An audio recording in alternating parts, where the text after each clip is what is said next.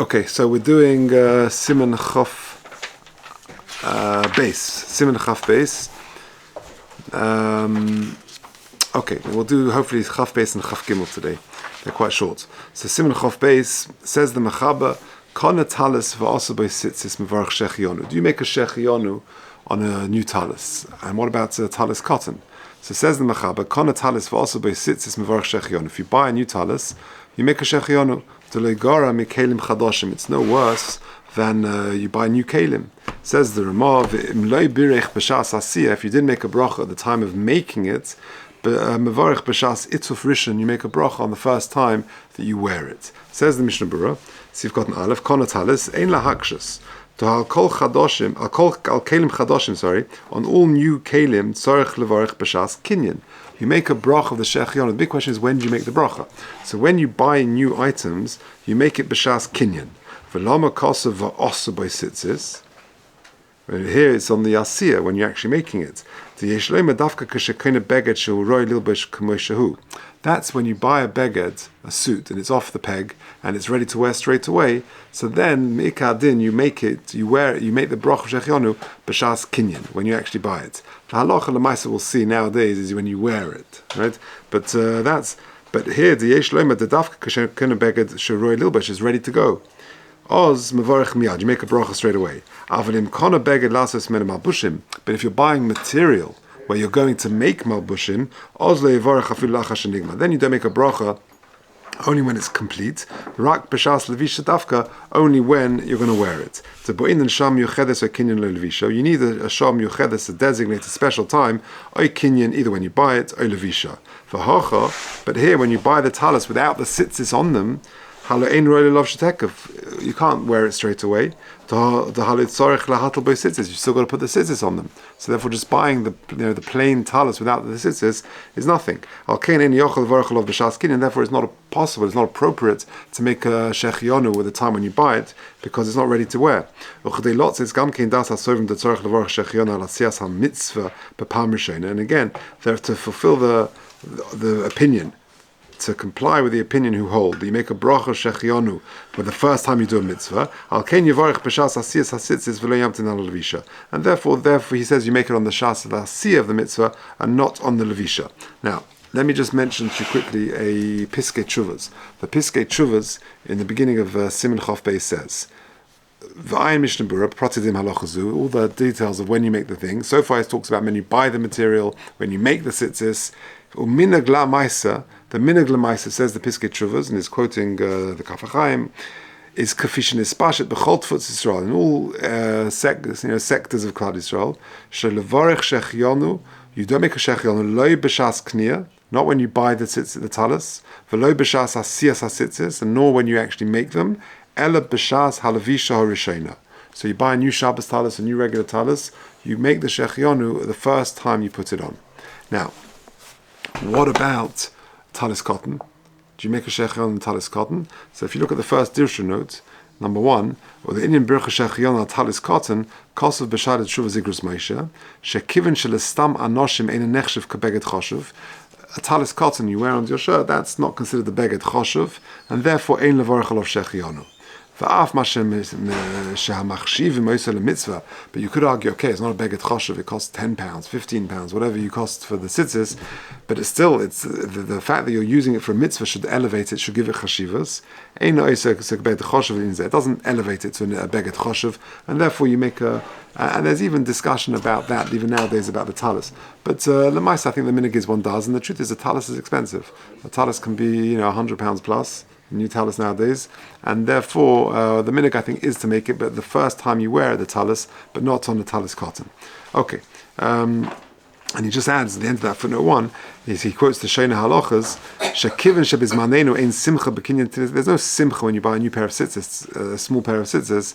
Ein levarach olav shechiyanu. Mashenkin a tallis is considered more substantial. Let's just finish off the Mishnah Berurah on this siman. The loy gara sif cotton base. Avol ein mevarach shechiyanu ala mitzvah. Kiven de ein bom mizman lizman. You don't make a bracha on the mitzvah because it's not mizman lizman. It's not like a lulav or something like that. Because if he puts the tzitzis on a beggar which he had already, even if he never wore tzitzis in his life, you don't make a shechiyanu. Even if he made tefillin for himself,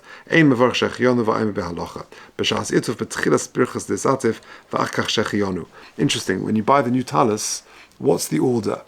So there's discussion about that, but the Mishnah Berurah says you make the bracha lisatev, and then you make the bracha shechiyanu. Isn't it a hefsek? The shechiyanu between the bracha of lisatev and you're actually wrapping it on you. So if you look at the very end of the footnote 3, he quotes Rabbi Chaim Kanievsky, she'ulai kavonas ha-Mishnah Berurah, maybe what the Mishnah Berurah means over here is she'yivarech lisatev, you make the bracha lisatev, umiyad yisatev, and you straight away put the tallis on. V'rak achakach, then once it's on, then you make the shechiyanu. V'lo yehefsek ben birchas hatalis l'vishasa. There shouldn't be a hefsek between them. Okay, Siman Chaf Gimel. Dinei tzitzis beis hakvaros. Interesting halacha. What about wearing tzitzis in the beis hakvaros? Says the Mechaber.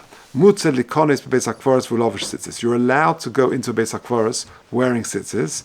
V'hu shelo yeh nigra al hakvaros. So long as the tzitzis themselves are not dragging over the kvaros. Avol imhu nigra al hakvaros. Also mishum loeg larosh. There's a concept of loeg larosh, which means mocking the poor, the impoverished, and the mace, unfortunately, is no longer chayiv in tzitzis, and therefore is considered loeg larosh. Pamedra mamurim. When is that true? Mayhem back in the day, they wore these long robes which had 4 corners, and therefore their actual beggar, their jackets, were chayiv in tzitzis. But nowadays, says the Mechaber, and certainly nowadays, we don't have these begotten where we wear tzitzis on our actual clothes. Also, it would be also even if they're not dragging onto them. And that's when the tzitzis are out. If they're under your clothes, that would be okay. Says the Mishnah Berurah, Loeg l'rosh in Sivkot Aleph, Shenira kamachar, if you're considered disgracing, disparaging to the mace, She'enim yochelim l'kayim mitzvahs, they can't, you're making fun of them, and therefore you should tuck them in.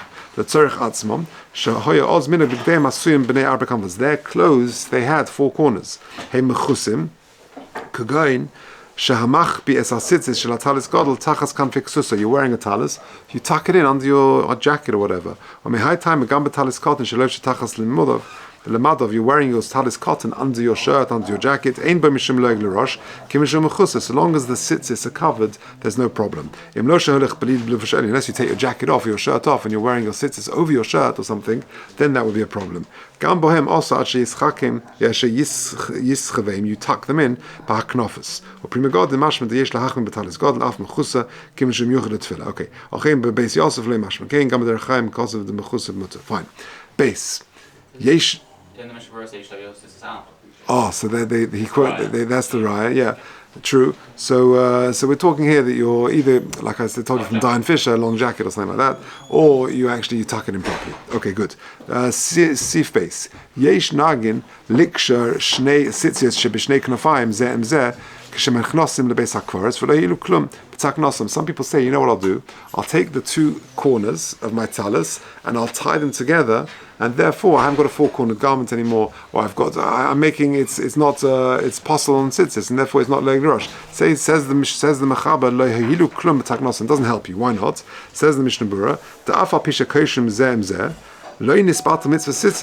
you haven't annulled, you haven't cancelled out the mitzvah tzitzis, because it's not a permanent knot, and therefore it's unraveled, and we treat them as a regular 4-cornered beged, and you've got regular tzitzis, and therefore it's still considered a loeg l'rosh. The daita lahatir sakesha miyad, because your intention is to undo the knot miyad b'tzeis beis hakvaros, as soon as you leave the beis hakvaros. Uchein shekotzav b'siman yud sif gimel. V'oid lefi daitim shesom shenizbat lo hasitzis b'kshirosin imkein loivshin beged b'li tzitzis. And furthermore, according to them, who say that you're being mevatel the tzitzis, by tying the tzitzis together, you're being mevatel the tzitzis, because this is not tzitzis, you've got too many tzitzis.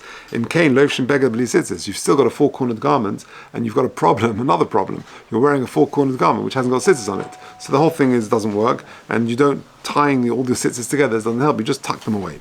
Sif Gimel, hanichnas teich arba amas shel mace. If one goes within 4 amas of a mace, or shel kever, or of a kever, Dinoi knichnas lebeis hakvaros. You've got the din as if you entered the beis hakvaros, and therefore you should already tuck them away. So that means it doesn't have to be a beis hakvaros. You can go into a house where there's a mace, and you're within daled amos of that mace. Then you should tuck away your tzitzis. B'makom shenagin lahosis tzitzis tallis hameis bebayis.